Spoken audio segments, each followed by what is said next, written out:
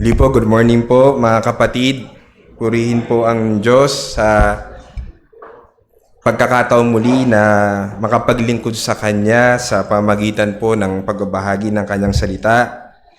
At ito pong ating pag-uusapan ay pagpapatuloy ng ating series sa Philippians. At babasahin ko po muli yung ating teksto sa English naman po. Yung focus verse po natin ngayong umaga ay doon sa verses 3 hanggang 6. Sabi po sa New American Standard Version, I thank my God in all my remembrance of you, always offering prayer with joy in my every prayer for you all, in view of your participation in the gospel from the first day until now. For I am confident of this very thing, that he who began a good work among you will complete it by the day of Christ Jesus. Tayo po ay muling manalangin. Aming Ama, kami po ay muli dadako sa inyo sa pananalangin. Humingi po kami, Panginoon, ng inyong habag, ng inyong gabay, ng inyong karunungan sa aming pag-aaral ng inyong mga salita. Nawa, Ama, kayo ang siyang mangusap sa amin. Nawa, Panginoon, kayo ang siyang magbigay sa amin ng karunungan. At patuloy kami, Ama, na pagpalain ng inyong mga salita. Kayo nawa, Panginoon, ang siyang maitaas at kami ay patuloy maibaba. At nawa, ang lahat ng ito ay maghatid ng kapurihan sa inyo. Salamat po, Ama. Ito po ang aming dalangin sa pangalan ni Jesus. Amen. Nung nakaraang buwan po, tayo ay nag-celebrate ng ating 23rd anniversary. At kung ating pong tayo po ay magbabalik tanaw, ay napakabuti po ng Panginoon, ng Diyos, dahil sa kanyang pagkilos na bagamat maraming challenges sa preparasyon, at ang ating pastor that time ay nagre-recover o siya ay merong karamdaman.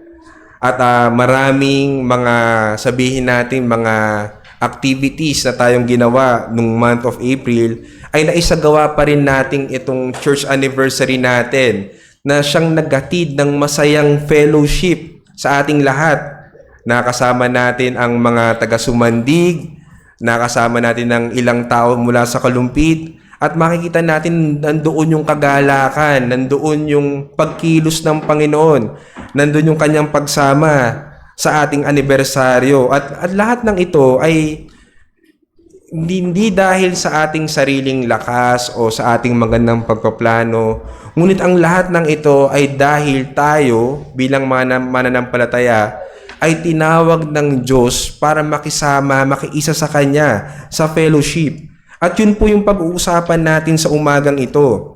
Yung ating mo pag-uusapan dito sa sinulat ni Paul sa kanyang letter sa Philippians, ito ay yung kanilang joyful fellowship bilang sila ay partners in the gospel.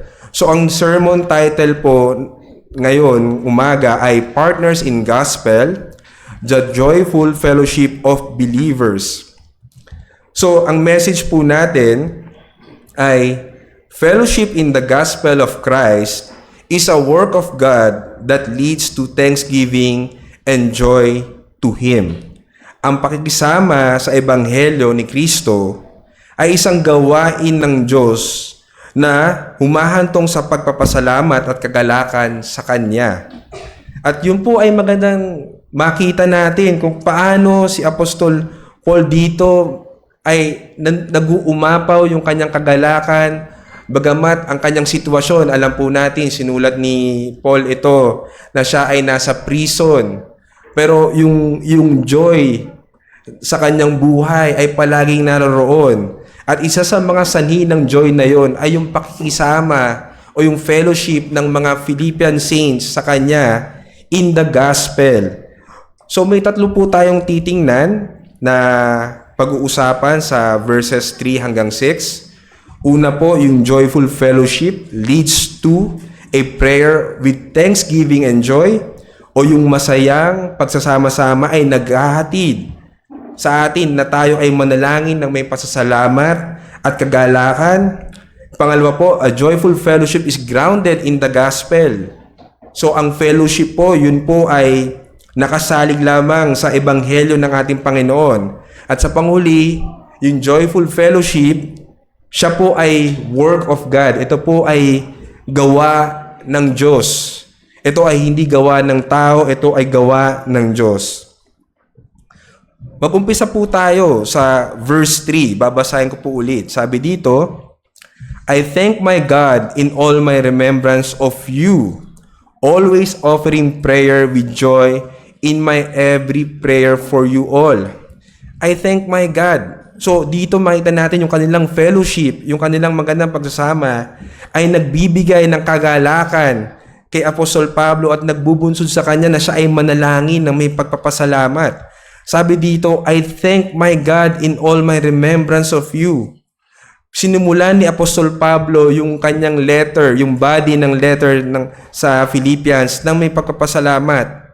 Habang inaalala niya yung makapangyarihan, mabiyayang gawa ng Diyos sa buhay ng mga Philippian believers. Alam natin, kung papansinin niyo po sa lahat ng epistle ni Paul, lagi niyang sinisimulan ang kanyang sulat nang may pagpapasalamat, except po sa Galatians, no, at Titus, dahil sa Galatians meron siyang stern rebuke doon, at pati sa Titus meron siyang kinokorek na behavior. Pero other than that, lahat po ng kanyang epistles ay merong pagpapasalamat sa Diyos. Sinisimulan niya sa pagpapasalamat. So makikita natin agad yung kanyang thankful attitude, yung kanyang thankful na heart. At alam natin, at alam din Apostol Pablo na nararapat lamang na lagi niyang bigyan ng pagpapasalamat ng Diyos sa lahat ng bagay. Dahil lahat po ng biyaya, spiritual, material, ay nagmumula lamang sa Diyos sa pamagitan ng kanyang habag at awa. Kaya nga po sinabi sa Romans 11:36, for from Him, through Him, and for Him are all things. So, anuman ang meron sa buhay ng mga mananampalataya, ito ay galing sa Diyos. At ito ay dapat nagbubunsod ng pagpapasalamat sa Kanya. At sa kontekstong ito, sa ating binasa, again, I thank my God in all my remembrance of you. Si Apostol Pablo po, inaalala niya yung magandang pagsasama niya sa iglesia ng mga taga-Pilipos. Simula nang ito ay naitatag, hanggang sa ito ay nagpapatuloy sa pamamagitan ng soberano at makapangyarihang gawa ng Diyos. Kung babalikan natin, ito po ay nabanggit din ni Brother Miles sa kanyang preaching nung last Sunday, yung history ng Philippian Church, na nag-umpisa ang Philippi Church sa supernatural work ni God. Paano niya ginawa yon? Nagkaroon ng vision si Paul and Timothy na pumunta sa Macedonia. Yun ay makita natin sa Acts chapter 16 verse 9 to 10. At nung sila ay nagpunta doon, sino ang unang na-convert? Ang unang na-convert ay isang babae na pangalan niya ay Lydia, na binuksan ng Panginoon sa kanyang biyaya ang puso ni Lydia at siya ay sumampalataya sa Panginoon. Siya at ang kanyang buong sambahayan. At noong sila ay naging Kristiyano na, yung kanyang bahay ay ginamit ng Panginoon upang doon tumuloy si Paul and Timothy nung sila ay nangangaral ng salita ng Diyos. At si Paul and Silas ay doon din tumuloy pagkatapos sila ay mabalanggo. So makita natin, nandun agad yung hospitality nung etong Philippian Church. At ano yung sumunod? Sino pa yung isang miyembro nila? Yung isa pa, ayon sa mga commentaries, maaari na yung babae na merong evil spirit na siya ay nagbibigay ng mga hula, ito ay siya ay pinalaya ni Apostle Paul, no, sa pamagitan ng Diyos, no? At makita natin na itong babae na ito ay nakalaya sa oppression ng evil spirit at maaari siya din ay naging membro. At ano pa ang sumunod? So si Lydia, then yung babaeng na demon possessed, and then si Paul and Silas, sila ay nabilanggo. Ito ay inalaw ng Panginoon na sila ay mabilanggo upang yung mga prisoners doon na kasama nila, pati yung mga nagbabantay sa kanya ay makarinig ng kanilang panalangin at pagkanta ng himno sa ating Diyos. So makikita natin na ang Diyos, excuse me po, makikita natin na ang Diyos ay patuloy na kumikilos supernaturally and sovereignly upang itatag ang Philippian Church.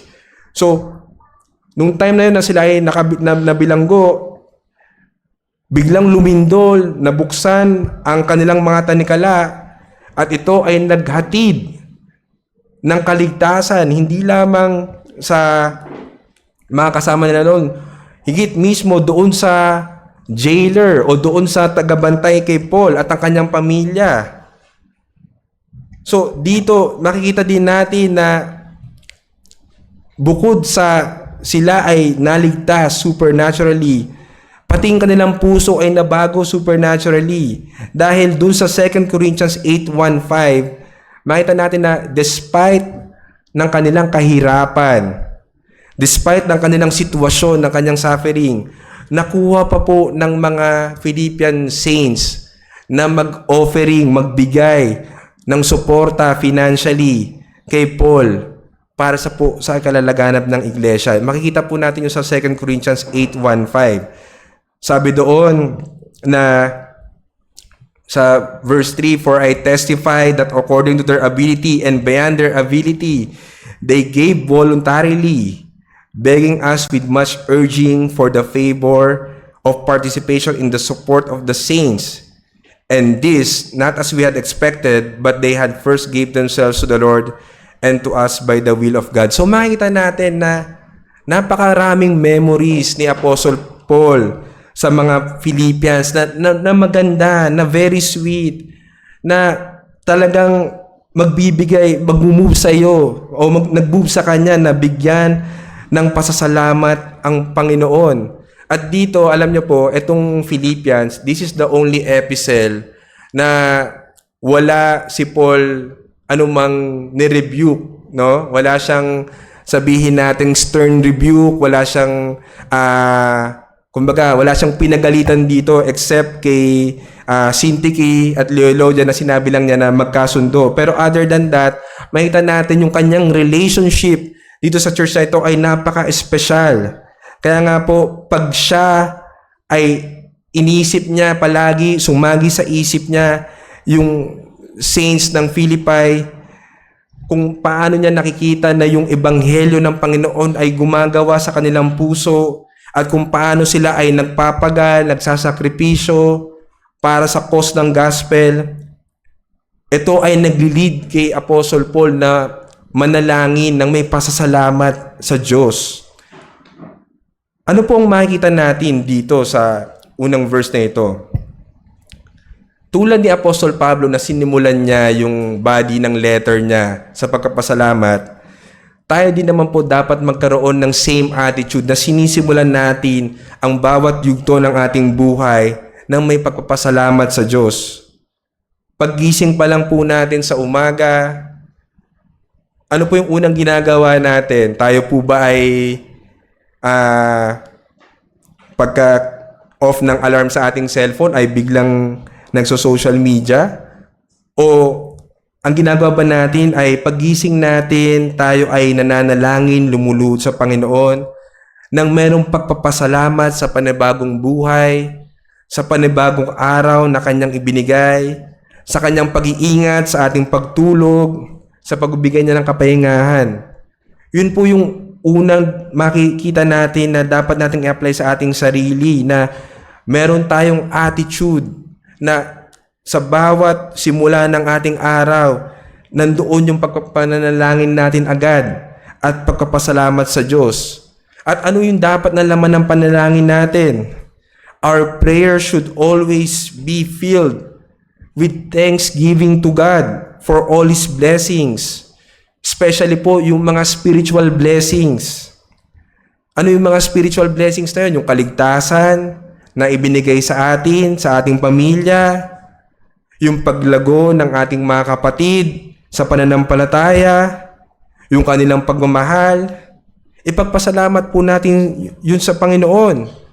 Lahat ng blessings na ating nakukuha, maliit man o malaki, ipagpasalamat natin sa Diyos. At higit sa lahat, pati yung fellowship natin sa ating sa ating brethren, ipagpasalamat natin po sa Panginoon. So dapat po yung pinapakita sa atin na yung pananalangin, ang laman po nito ay hindi dapat puro mga request lang. Hindi dapat puro mga paghingi lang sa Panginoon, pero ang unang-unang dapat na laman ng ating panalangin ay pagpapasalamat. Sabi nga po sa 1 Thessalonians 5:18, "In everything give thanks, for this is the will of God for you in Christ Jesus." So kung tinatanong po natin sarili, ano ang kalooban ng Diyos? Isa po ito sa kalooban ng Diyos na tayo ay palaging magpasalamat sa Kanya. Unahin natin palaging pagpapasalamat sa Kanya. No, sa lahat po ng biyaya na meron tayo. Minsan po, nauuna pa yung pag-post natin sa Facebook, sa mga social media ng ating mga biyaya. Pero ang mas maganda po ay, ang unahin natin ay lumuhod sa Panginoon, magpasalamat sa Kanya sa lahat ng ginagawa niya sa ating buhay. At ito pong pagpapasalamat ay dapat nating makita na ito po ay posture of humility. Ito po ay pagpapakumbaba. Sa totoo lang po, hindi natin makukuha magpasalamat sa Panginoon kung ang ating puso ay hindi magiging mababa. Kung hindi natin makikita na tayo ay galing lamang sa alabok, na tayo ay nilikha lamang ng Panginoon, hinangahan ng Panginoon, na ang Diyos ang nagsusustain sa atin sa bawat araw, na tayo ay completely dependent upon Him and can do nothing apart from Him. John 15:5. So lahat po ng meron tayo is by grace. At ang Diyos po ang lahat na nagkakaloob noon. Kaya tingnan po natin ang ating mga sarili. Pag tayo po ay nananalangin, ano po ang laman ng ating panalangin? Ito po ba ay may laman ng pagkapasalamat sa Panginoon? Ito po ba ay may pagpapasalamat sa ginagawa niya sa buhay mo at sa buhay ng bawat mananampalataya? Do we thank God for Christ, for His love, sa paggabay ng banal na Espiritu, sa pagsuporta sa atin ng mga kapatid? Or, ang laman ba ng ating panalangin is, tulad nga ng sinabi ko kanina, ay puro na lang pengi noon, puro na lang paghingi. Hindi po masamang humingi sa Panginoon. Dahil sinabi po yun ng Panginoon na make your request known to God. Pero ang pinakamaganda po ay pag sinisimulan natin ang ating panalangin, nandoon yung ating kababaan ng puso na siya nagbubunsod ng pagpapasalamat sa Kanya. At para din po tayo ay magkaroon ng attitude ng pananalangin, ng pagpapasalamat sa panalangin. Kailangan po consciously, intentionally, tayo po ay nagre-reflect sa goodness ng ating Panginoon. Lagi po natin dapat inaalala yung Kanyang kabutihan. Lagi natin dapat tinitingnan yung kabutihan ng Panginoon sa ating buhay, sa buhay ng mga bawat mananampalataya, upang ito ay mag-motivate sa atin na palagi magpasalamat sa Kanya. Kasi kung ang lagi lang po nating iisipin ay yung ating problema, yung ating pangangailangan, yung ating sitwasyon na mahirapan po tayong mag-cultivate ng thankful heart, ng thankful attitude. Kaya sana po, yun ang laging ma-challenge sa atin na pag tayo ay nagpipray, unahin natin yung pagpapasalamat. At wag po tayo magkaroon ng sense of entitlement. Kasi minsan tayo po bilang mga makasalanan, pumapasok sa atin yung sense of entitlement na nakakalimutan natin na ang lahat ay galing sa Panginoon, na tila baga lahat yung mga blessings na ating natanggap ay deserve natin. No po? Kaya minsan, hindi tayo nagkakaroon ng thankful heart kasi iniisip natin, kaya ako na-achieve ito dahil ito ay pinaghirapan ko, ito ay pinagpaguran ko. So, nawawala yung sense ng pagpapasalamat, ang pumapalit yung entitlement. Pero hindi po. Again, everything is by grace. Kaya kung lagi po nating isipin na everything is by grace and we humble ourselves before our Lord, yun po ay naturally magbubunsod sa atin na magpasalamat sa Kanya. At ano pa po yung makikita natin? Nakita natin yung pagkapasalamat sa Panginoon bilang isang pattern sa pag tayo nanalangin. Pero ano naman yung attitude? Dito sinabi, always offering with joy in my prayer for you all. Always offering prayer with joy. So nandoon yung kagalakan na si Apostol Pablo, pag naaalala niya yung kanyang joyful fellowship with the Philippians, nagagalak siya. Nandoon yung kanyang kagalakan at titingnan po natin dito, always offering prayer. He always prays. Si Apostle Paul, para sa kanya yung panalangin ay isang paghinga na ito ay ang kanyang buhay. Kaya nga sinabi niya sa 1 Thessalonians chapter 5 verse 17, pray without ceasing. Philippians 4:16, in everything by prayer and petition. So God commands us to pray. It is His will. No po? At alam natin, ang Panginoong Hesukristo mismo siya ay nanalangin. No po, para sa laborers ng kingdom ng Diyos, dun sa Luke chapter 10 verse 2, para ma-overcome yung temptation, Matthew 26:41, makikita po natin yon. For spiritual strength of others, for wisdom and discernment, ang dami pong kailangang ipag-pray, mga kapatid. Kaya dito si Apostle Paul, sinasabi niya, always offering prayer with joy in my every prayer for you all. So, bukod sa palagi siyang nananalangin, yun ang kanyang buhay, yun ang kanyang palaging ginagawa, nandoon yung feeling ng joy na ito ay nag-overflow mula sa kanyang pagiging thankful sa Panginoon. Kasi hindi po natin po pwedeng paghiwalayin yun. Kung tayo po ay mapagpasalamat, naturally, ang kasunod po nun tayo ay may kagalakan.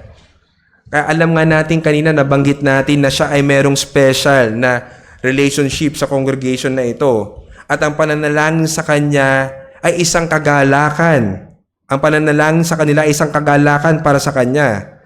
Dahil sa pamagmamahal nila sa Ebanghelyo. So yun po yung joyful fellowship. Naroroon, makikita natin na parte ng kanyang pakikibahagi, pakikisama sa kanila ay pinapanalangin sila palagi ng may kagalakan. At alam niyo po, nakita natin dito, napaka-buti ng Panginoon sa buhay ni Apostol Pablo. Kasi pag siya ay nananalangin, bukod siya ay palaging nananalangin ng may kagalakan, sinong pinagpipray niya? Lahat.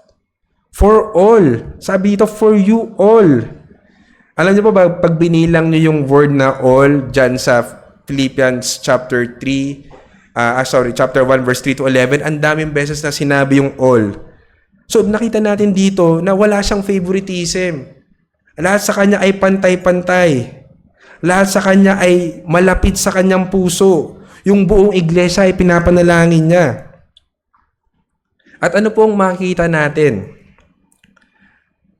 Tinuturuan po tayo ng salita ng Diyos sa pamamagitan ni Apostol Pablo na kung ano dapat yung attitude natin, paano tayo mananalangin. Kanina yung content, which is may thankfulness. Pero dito yung attitude natin na tayo ay may joyful na pananalangin sa ating Diyos at nandoon yung frequency na dapat palagi tayong manalangin. Not just once, twice, pero palagi, all day, every day, buong taon. At sino yung dapat natin pinapanalangin? Hindi lamang yung ating sarili. Kasi madalas po, pag nanalangin tayo, minsan nagiging parang masyado tayong nakafocus sa ating sarili na nakakalimutan nating ipag-pray yung iba. Pero sinabi dito, pinagpipray niya lahat. So we should pray for all our brethren, our church, our loved ones, for their continuous sanctification, sa kanilang spiritual growth, sa salvation ng kanilang mga mahal sa buhay. Kaya nga po, mas maganda i-update na natin yung ating prayer list. Alam ko po, ang ating iglesia ay meron tayong prayer booklet kung saan nandun yung lahat ng miyembro na makikita natin kung sino yung mga dapat nating ipag-pray. At pag tayo po ay nag-pray, mas maganda na gumawa talaga tayo ng prayer items na isulat talaga natin. Sino yung pag-pray natin sa gabing ito o sa araw na ito? Ano yung pag-pray natin sa kanila? So, napakaganda na ganun yung attitude natin na pag tayo ay nananalangin. Kaya ang challenge po sa atin ay dapat makultivate sa atin yung habit ng prayer. Kanina gusto natin i-cultivate yung laman ng ating prayer, pero ngayon yung habit, no? Na hindi lamang sa magandang panahon o sa good times tayo nagpe-pray, but all the time, palagi. At sinabi ko nga po kanina, dapat nananalangin din tayo. Hindi lamang para sa ating sarili, pero kundi para din sa iba, sa buong kongregasyon, at maging mindful tayo sa pananalangin sa kanila. At tayo rin po bilang iglesia, isa pong nakita natin dito so far sa ating pinag-aaralan, ano yung naghahatid sa kanya ng tuwa at pasasalamat pag naaalala niya yung mga taga-Philippians, di ba? Dahil nga sa kanilang magandang relasyon. So, on challenge din po sa atin, binibigyan po ba natin ng rason ang ating mga kapatid sa pananampalataya na maging joyful and thankful sa ating pananalangin? Sabi ni Ligon Duncan sa kanyang sermon na sa parehang teksto, do we make it easy for others to be thankful and joyful in their prayers for us in the way that it was easy for Paul to be thankful and joyful in his prayers for Philippians? Ibig sabihin, tayo ba yung ating fellowship sa church na ito, yung ating relationship, ito ba ay nagbibigay ng joy sa ating mga kapatid na every time na tayo ay kanilang pinapanalangin, ay joy ang bumabalot o naghahatid sa kanilang puso? Alam ko po, hindi perfect ang ating church, na hindi perfect ang mga members ng church. Pero sana po sikapin natin na bigyan natin ng reason, no, na pag tayo ay pinapanalangin ng ating mga kapatid, sila ay nagkakaroon ng galak sa kanilang puso. Napakaganda po nun, no, na pag pinagpipray natin ng bawat isa, nandun palagi yung kagalakan natin dahil salamat kay Deacon Leo, siya ay nagpapatuloy, siya ay nagpapagal na naglilingkod sa Panginoon, na marami akong natutunan sa kanya. Salamat kay kapatid na ganito dahil siya ay patuloy na sumusuporta sa akin sa panalangin at ang kanyang buhay ay isang magandang patotoo sa kabutihan ng Panginoon. So sikapin po natin yun na bigyan natin ng rason yung ating mga kapatid na magkaroon ng joyful prayer at maging blessing tayo sa kanila. Dahil pag every time na naalala nila tayo, nawa ang pumapasok sa kanila ay hindi sabihin natin pain or sorrow, kundi joy and thanksgiving. Yun po yung magandang ma-cultivate, ma-motivate at ma-challenge sa atin.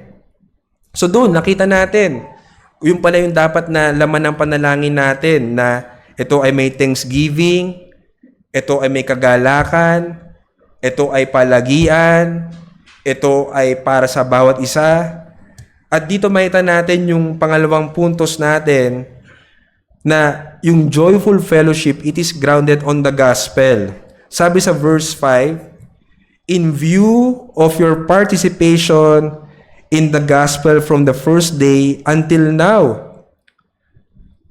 So alam natin na kaya si Apostle Paul dito ay nagpapasalamat at masaya dahil sa kanilang fellowship. Pero ano ba yung fellowship nila? Yung fellowship ba nila ay dahil sila ay may sabihin natin common interest, mahilig sila sa basketball, sa politics, mahilig sila magkape, no?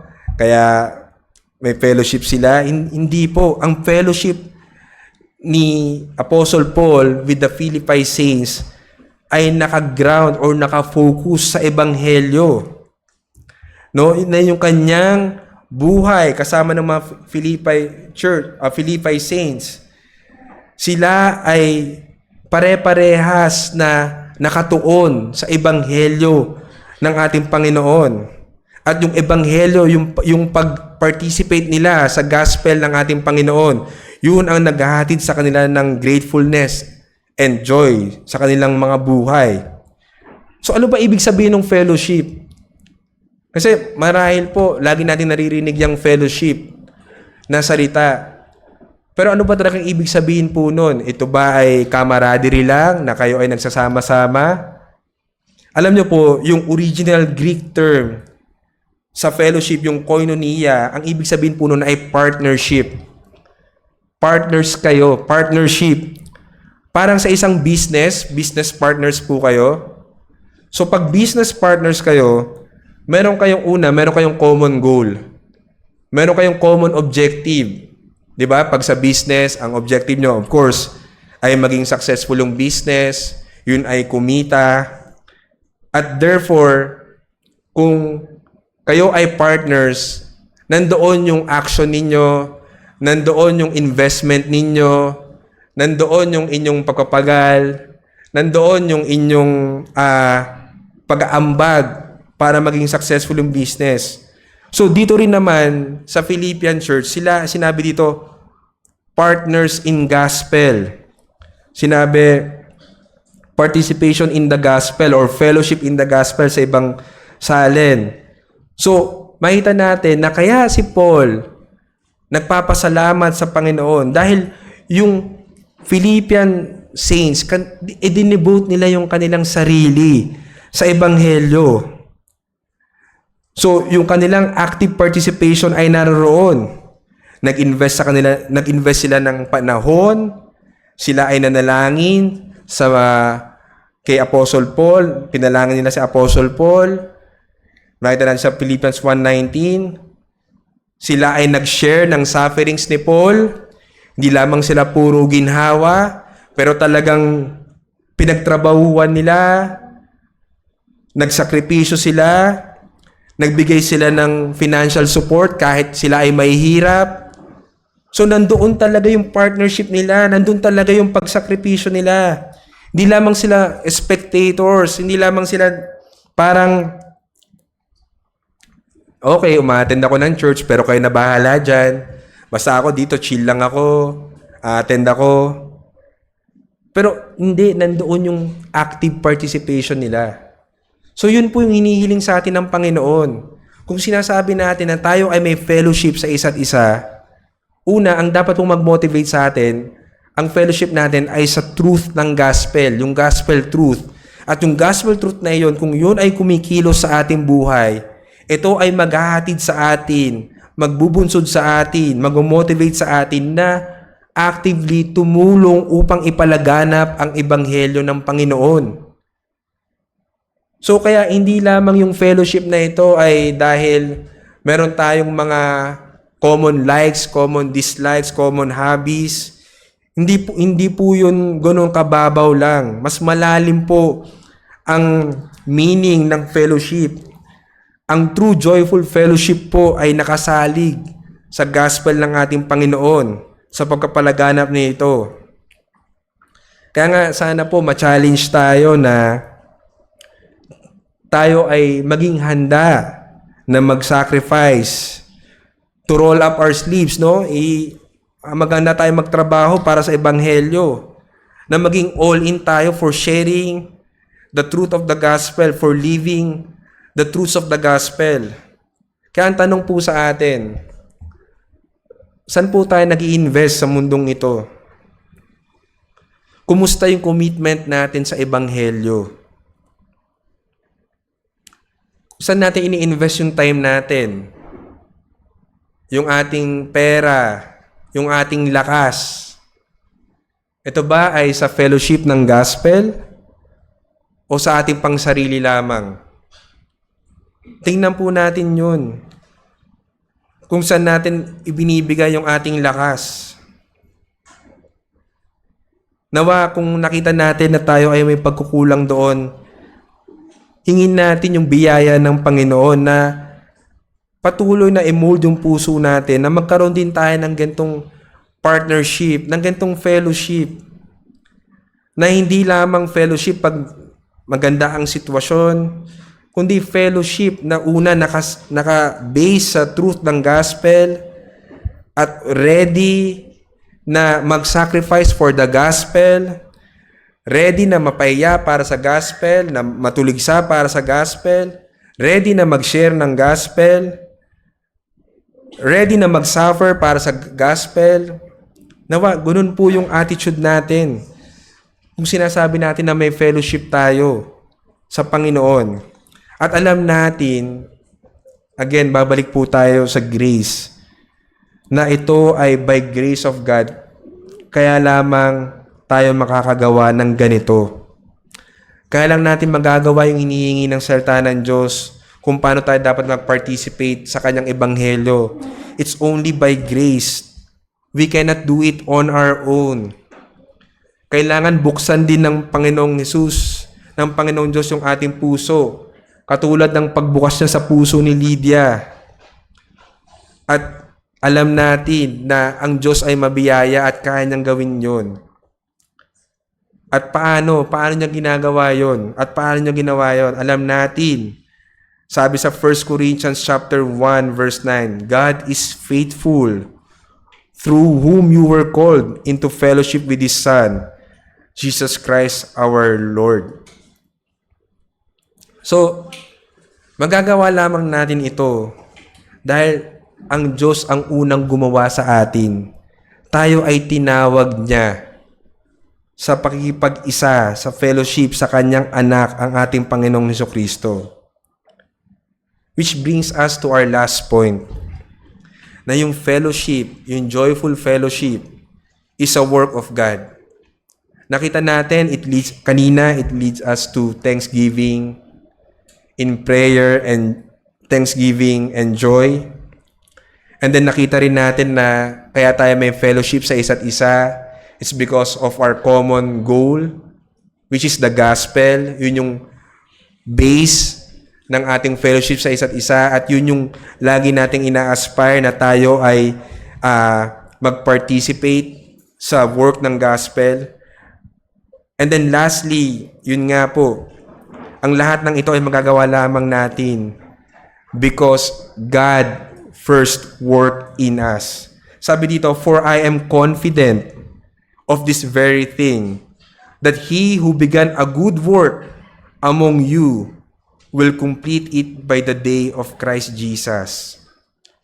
Nandoon yung confidence ni Apostle Paul, na yung ginagawa nila, yung active participation nila sa gospel, yung kanilang pagsasacrifice, yung kanilang pag-fellowship, yung kanilang pagpapatuloy, siya ay confident na yon ay magpapatuloy because it is God who began a good work.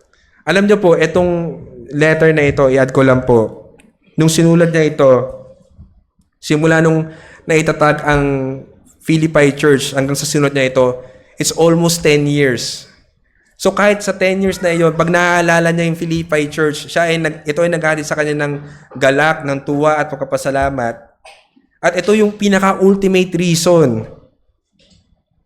Dahil ang Panginoon mismo, ang Diyos mismo ang gumawa sa kanila upang yon ay magkaroon ng fruit sa kanilang buhay, at yun ay magbigay ng blessing, ng kagalakan sa bawat isa sa church na yon at kay Paul. At sa atin din naman. Kaya dito, tinitingnan natin, He who began a good work, it is God Himself who enabled the Philippians to participate in the gospel. God drew them to Christ. Ang Diyos mismo ang unang gumawa. Ang Diyos mismo ang unang umabot sa kanila. Kaya sila merong participation, kaya sila merong fellowship sa Ebanghelyo ng Panginoon. So dito makita natin na yung divine initiative in salvation and in sanctification, it is only by God, from God, through God. for God. Hindi ito sa sarili nating lakas dahil tayo ay mabait, dahil tayo ay masunurin, dahil tayo ay mapagmahal o anuman lahat ng iniisip natin magandang traits natin. Hindi po. Ang unang umabot sa atin ay ang Diyos mismo. At itong pag-abot ng Diyos sa atin, itong paggawa niya sa ating buhay, ito yung nagbibigay ng confidence, ng joy kay Apostle Paul, na alam niya kaya ang mga taga-Philippians ay ganoon na lamang ang pag-ibig sa Ebanghelyo, ganoon na lamang ang pagsuporta sa Kanya, ganoon na lamang ang pagmamahal sa bawat isa, because God worked in them. Sabi nga po sa Philippians 2:13, "For it is God who works in you to will and to act in order to fulfill His good purpose." Napakabuti po ng Panginoon. Hindi na tayo iniwan na tayo ay, nung Kanyang iniligtas ay iniwan tayo na bahala na kayo, i-figure out nyo kung paano nyo i-work out ng inyong salvation. Pero siya mismo yung gumagawa sa atin upang tayo ay magkaroon ng will, tayo ay kumilos na gawin yung kabanalan para sa Kanyang kaluwalhatian, para sa Kanyang purpose. Kaya dapat ito ay maghatid sa atin ng pagpupuri at pagpapasalamat sa Diyos patuloy. At ano pa makita natin? Nandito yung assurance. So hindi lamang yung confidence ang meron si Paul, nandun din yung kanyang assurance. Kasi sabi dito, will bring it to completion. Sinasabi nito na God is perfecting us, is continually working in us until na tayo ay makarating sa Kanyang kaluwalhatian. So pag nakita natin ito mga kapatid, na ang Diyos mismo ang makapangyarihang Diyos, ang banal na Diyos, ang siyang gumagawa sa atin, dapat po ito ay maghatid sa atin ng rejoicing. Na ang Panginoon Diyos mismo ang nagsusustain sa atin, ng ating buhay, especially ng ating buhay pananampalataya. Dapat po mag-rejoice tayo sa katotohanan na ito. Again, yung theme ng Philippians is rejoicing, is joy. At ito, isa sa mga binibigay ni Apostle Paul na reason kung bakit tayo dapat mag-rejoice ay dahil ang Panginoon ang mismong gumagawa sa atin. So, ang makikita po natin simply is, let us put our confidence and assurance on God. Again, hindi sa ating sarili, kundi sa Diyos, sa Kanyang Ebanghelyo, sa ating Panginoong Hesukristo. Doon po natin ilagak yung ating pagtitiwala, yung ating confidence, yung ating assurance. Doon po tayo dapat nakasentro sa ating Panginoong Hesukristo. Dahil, again, hindi naman po tayo makakasabi natin, hindi natin masusumpungan ng Diyos, kundi dahil lamang sa Ebanghelyo ng ating Panginoon. Kaya nga po sinabi ulitin ko po, God is faithful through whom you were called into fellowship with His Son, Jesus Christ our Lord. Doon tayo tinawag sa pamamagitan ng ating Panginoong Hesukristo. Kaya nawa sa umagang ito, bukod sa nakita natin na dapat tayo maging mapagpasalamat, maging magalak, dapat nakita rin po natin yung kapakumbabaan na ang lahat ng ito ay tanging sa pamamagitan lamang ng ating Panginoong Hesukristo. Lahat ng ito ay gawa lamang ng Diyos sa ating buhay. Kaya tayo ay nakakapaglingkod sa Kanya, kaya tayo nakapag-fellowship sa bawat isa, kaya tayo nakapaghatid ng galak sa bawat isa. Ito po ay dahil lamang sa kilos at gawa ng Diyos sa ating buhay. Kaya wala po tayo may pagmamalaki mga kapatid, kundi patuloy lamang nakapakumbabaan, pagkapasalamat at kagalakan sa Kanya. At sa akin pong final challenge, mga kaibigan, mga kapatid, pinag-uusapan po natin itong fellowship, itong pakikisama sa Diyos, sa Kanyang Ebanghelyo.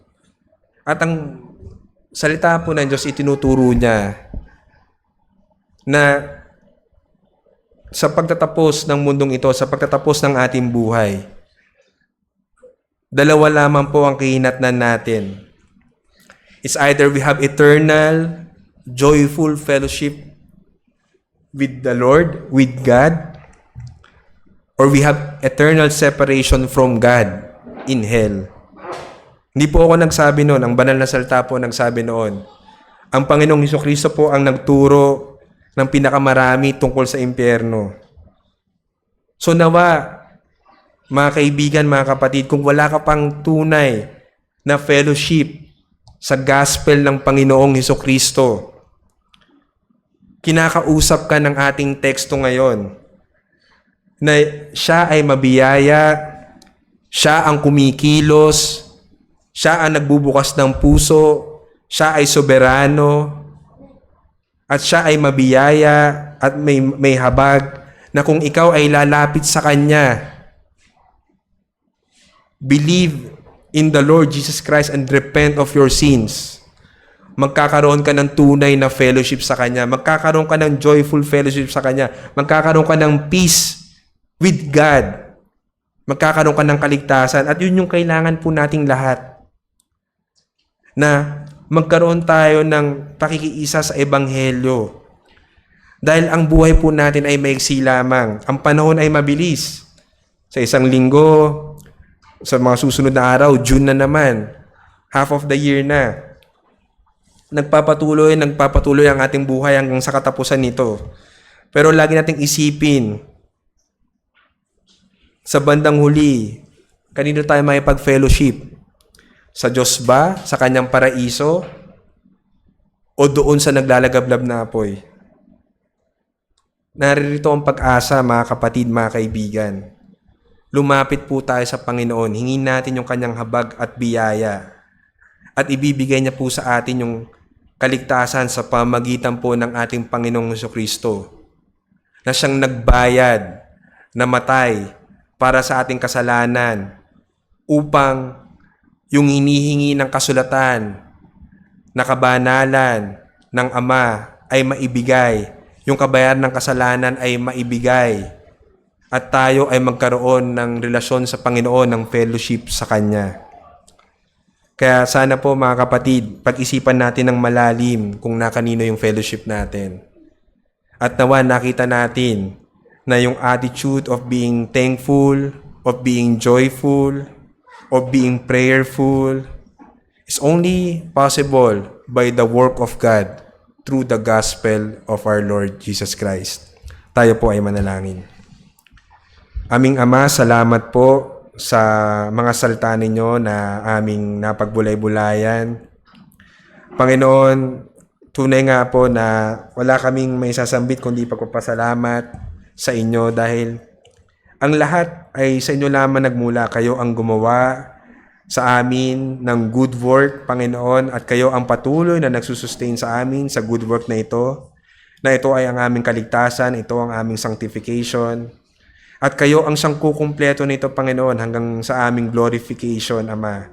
Kaya purihin kayo, Ama, at sambahin, pasalamatan kayo sa inyong gawa sa aming mga buhay.